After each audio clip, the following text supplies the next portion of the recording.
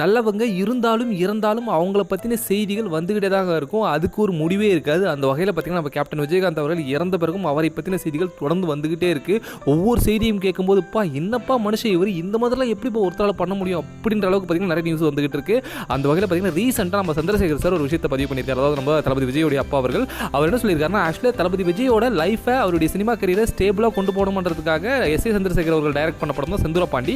இந்த படத்தில் பார்த்திங்கன்னா கேப்டன் விஜயகாந்த் அவர்கள் ஒரு லீட் ரோல் பண்ண வச்சிருப்பாரு எஸ் ஏ சந்திரசேகர் சார். அந்த ரோலுக்காக சம்பளமே வாங்காம நம்ம கேப்டன் விஜயகாந்த் அவர்கள் நடிச்சு கொடுத்தாங்களாம். காரணம் என்ன அப்படின்னு பார்த்தீங்கன்னா, சட்டம் ஒரு இருட்டரைன்னு தனக்கு ஒரு மிகப்பெரிய வெற்றி படத்தை கொடுத்த எஸ்ஏசி அவர்களுடைய மகனான விஜய் அவர்கள் வளரணும் அப்படின்ற எண்ணத்தில் பண்ணதால தனக்கு சம்பளம் வேணாம்னு சொல்லிட்டாரு.